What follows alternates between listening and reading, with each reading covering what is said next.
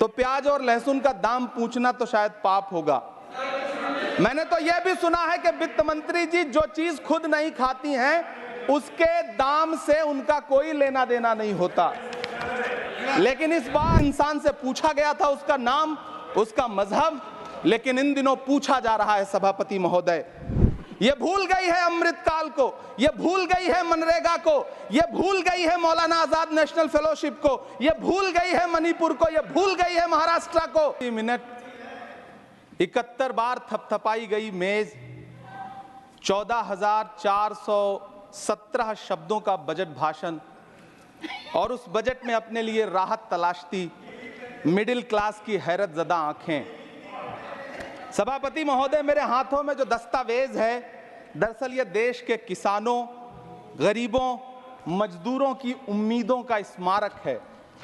ऐसा लग रहा है जैसे वित्त मंत्री महोदया ने बजट नहीं तैयार किया है बल्कि प्रधानमंत्री जी की मन की बात का संकलन तैयार किया है।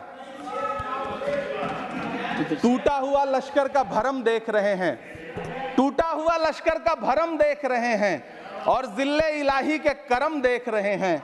ताकत का नशा अक्ल पे हावी है तुम्हारी, तुम देख न पाओगे जो हम देख रहे हैं। वित्त मंत्री महोदया ने इस बजट में महंगाई पर सिर्फ 10 शब्द बोला है। जिस देश में टमाटर 100 रुपए किलो बिक रहा हो। सभापति महोदय, मेरा टाइम पॉज करें और बार बार इंटरप्ट करने को या तो मना करें। हाँ बोले, कृपया बोले। सभापति महोदय, वित्त मंत्री महोदया ने इस बजट में महंगाई पर सिर्फ 10 शब्द बोले हैं। जिस देश में टमाटर 100 रुपए किलो बिक रहा हो उस देश की वित्त मंत्री के पास बजट में महंगाई पर बोलने के लिए सिर्फ 10 शब्द है। डीजल, पेट्रोल, आटा, चावल, दाल, सब्जी की महंगाई का तो कोई जिक्र ही नहीं। सावन चल रहा है तो प्याज और लहसुन का दाम पूछना तो शायद पाप होगा। मैंने तो यह भी सुना है कि वित्त मंत्री जी जो चीज खुद नहीं खाती हैं उसके दाम से उनका कोई लेना देना नहीं होता। लेकिन इस बार बजट पेश करने के लिए पार्लियामेंट आने से पहले वित्त मंत्री जी ने दही और चीनी खाई थी। अब तो उनसे यह पूछा जा ही सकता है कि उन्हें दही, दूध और चीनी का रेट तो इन दिनों पता ही होगा। क्या उसे सस्ता करवाएंगी या नहीं सस्ता करवाएंगी? अगर पता है तो कृपया सस्ता करवाइए, क्योंकि इसी चीनी ने अमेठी में एक मंत्री महोदया का राजनीतिक कैरियर कड़वा कर दिया।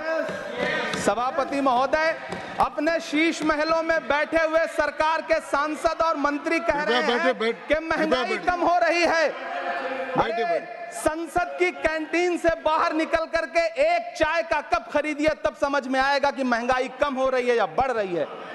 किसी एक दिन अपनी किसी मजदूर की तरह अपनी दिन भर की दिहाड़ी लेकर के बाजार जाइए और अपने बच्चों के लिए राशन खरीदिए, तब पता चलेगा कि महंगाई कम हो रही है या नहीं हो रही है। यहां बैठ करके बड़ी बड़ी बातें करना आसान है। ये चूनर धानी धानी भूल जाते, ये पुरवा की रवानी भूल जाते, जो आकर 4 दिन गांव में रहते तो सारी लंतरानी भूल जाते। सभापति महोदय, इलेक्टोरल बॉन्ड खरीदने के नाम छुपाने वाली सरकार, इलेक्टोरल बॉन्ड खरीदने वालों के नाम छुपाने वाली सरकार इन दिनों आम के ठेला लगाने वालों के नाम जानना चाहती है। मुझे तो होटलों, ढाबों या आम के ठेलों पर नेम प्लेट लगवाने वालों से पूछना है कि कभी खून की बोतल पर देखा है किसी का नाम लिखा हुआ? मुझे पूछना है कि क्या कोरोना के दौरान अपनी उखड़ती हुई सांसों के लिए ऑक्सीजन तलाशने वाले किसी इंसान ने ऑक्सीजन लाने वाले किसी इंसान से पूछा था कि ऑक्सीजन लाने वाला इंसान हिंदू है या मुसलमान है? मुझे पूछना है कि लावारिश लाशों के लिए कोरोना में कांधा देने वाले, चिताओं के लिए लकड़ियां सजाने वाले किसी इंसान से पूछा गया था उसका नाम, उसका मजहब? लेकिन इन दिनों पूछा जा रहा है सभापति महोदय। अफसोस, देश के प्रधानमंत्री जी ने कभी न टूटने वाली चुप्पी ओढ़ ली है। सभापति महोदय, जनता ने 63 सीटें कम क्या कर दी, ये सरकार तो अमृतकाल का नाम लेना ही भूल गई। ये भूल गई है अमृतकाल को, ये भूल गई है मनरेगा को, ये भूल गई है मौलाना आजाद नेशनल फेलोशिप को, ये भूल गई है मणिपुर को, ये भूल गई है महाराष्ट्र को।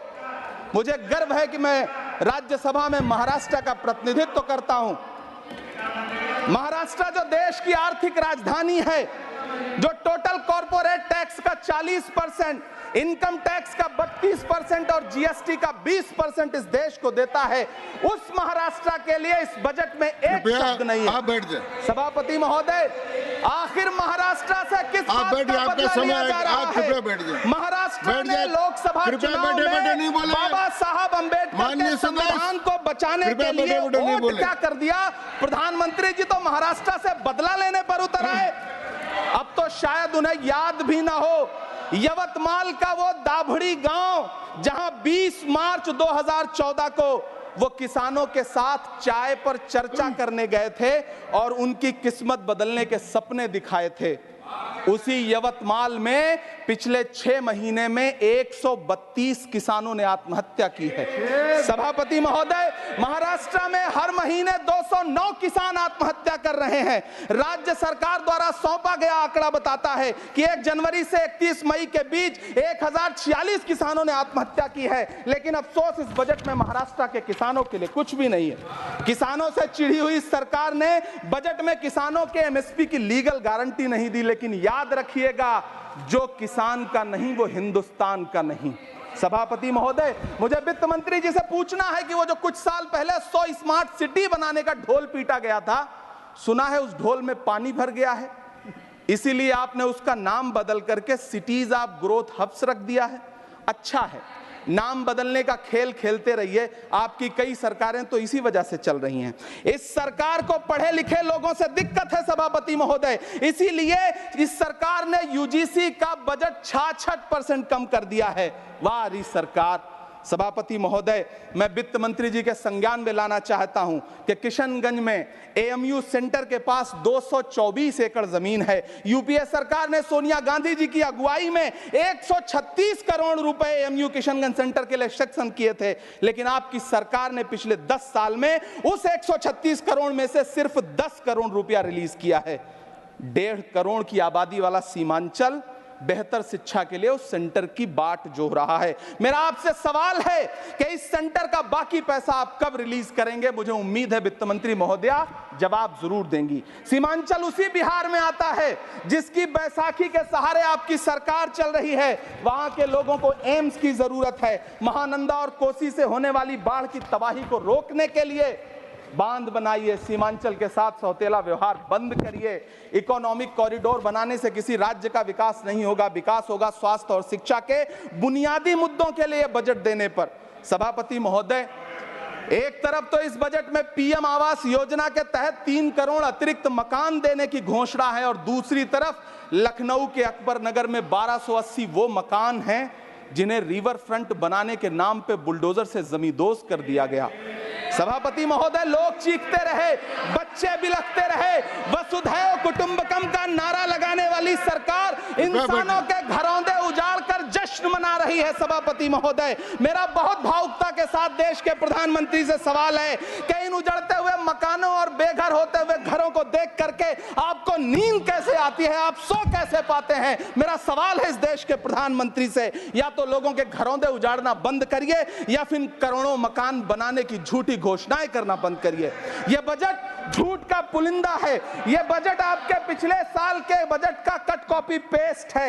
यह बजट हमारे चुनावी घोषणा पत्र की नकल करने की एक बेईमान कोशिश है। लेकिन कहावत है ना कि नकल के लिए भी अकल चाहिए। मेरे हाथ में एक तरफ न्याय पत्र है जो हमारा है और दूसरी तरफ अन्याय पत्र है जो आपका है। इस सरकार को आलोचना सुनने की आदत नहीं है सभापति महोदय। जब आप इनसे सवाल पूछिए तो ये कहते हैं कि आप बताइए 70 साल में आपने क्या किया है। मैं तो इस सदन में कहना चाहता हूं सभापति महोदय कि हमसे 70 साल का हिसाब मांगने वालों, जो सरकार अपना चलाया हुआ 2000 का नोट 7 साल नहीं चला सकी, वो हमसे 70 साल का हिसाब मांगती है। सभापति महोदय, मैं अंत में आपसे यह कहना चाहता हूं, यह बजट बैसाखी पर टिकी हुई सरकार का कुर्सी बचाओ बजट है। इस बजट में राज्यों के साथ, किसानों के साथ, नौजवानों के साथ, महिलाओं के साथ, देश के मिडिल क्लास के साथ अन्याय किया गया है और इस अन्याय का खामियाजा आपको महाराष्ट्र, हरियाणा और झारखंड के चुनाव में भुगतना पड़ेगा। सभापति महोदय, इस सरकार ने नोटबंदी लगाकर देश की आम जनता की पूंजी कृपया छीन ली। बैठे बैठे नहीं बोले, गब्बर सिंह कृपया। टैक्स लगा करके छोटे व्यापारियों के कारोबार छीन लिए, पेपर लीक करवा करके युवाओं की आंखों से नौकरी के सपने छीन लिए, अग्निवीर लाकर देश के जवानों की उम्मीदें छीन ली, बुलडोजर लगाकर लोगों के आशियाने छीन लिए, महंगाई लाकर देश की जनता की थाली से निवाले छीन लिए और नारा लगाया कि हम तो सेवक हैं, 18-18 घंटे काम करते हैं। इन्हीं लोगों के लिए किसी ने शेर कहा है कि जो सच और झूठ में दूरी है वो दूरी समझते हैं, सियासी हाकिमों की हम भी मजबूरी समझते हैं, वो अपना हक समझते हैं निवाला छीन लेने को, डकैती को बहुत से लोग मजदूरी समझते हैं। हमें पता है कि कैसी मजदूरी की जा रही है। सभापति महोदय, मैं यहाँ खड़ा होकर के अंत में आपसे कहना चाहता हूं कि इस बजट में तमाम राज्यों के साथ अन्याय किया गया है, इस बजट में युवाओं के साथ अन्याय किया गया है, महिलाओं के साथ अन्याय किया गया है और खास तौर से महाराष्ट्र के लिए कुछ नहीं रखा गया है। महाराष्ट्र बाढ़ से जूझ रहा है, पानी बरसने से वहां 1500 से ज्यादा लोग मारे गए हैं। उस शहर को, उस राज्य को 4000 करोड़ के पैकेज की जरूरत है ताकि जो फसलें बर्बाद हुई हैं लोगों को राहत दी जा सकी। लेकिन अफसोस इस बजट में महाराष्ट्र के लिए ऐसा कुछ भी नहीं है। मैं आखिर में यह कहना चाहता हूं कि पिछले 7 दिन से इस बजट का बड़ा ढिंढोरा पीटा जा रहा है, इसे महान बताया जा रहा है, लेकिन कौन महान बता रहा है? सत्ता पक्ष के लोग, उन्हें तो बताना ही है।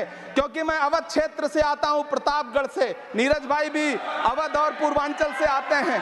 वहां एक कहावत है कि बिटिया की तारीफ किसने की? बिटिया की महतारी ने, यानी कि बेटी की प्रशंसा किसने की? मां ने। तो इस बजट की तारीफ सत्ता पक्ष करे तो करेगा ही, लेकिन विपक्ष के एक भी सांसद से आप पूछिए कि क्या उसके राज्य को कुछ मिला है, तो वो ये कहेगा कि नहीं, कुछ भी नहीं मिला है।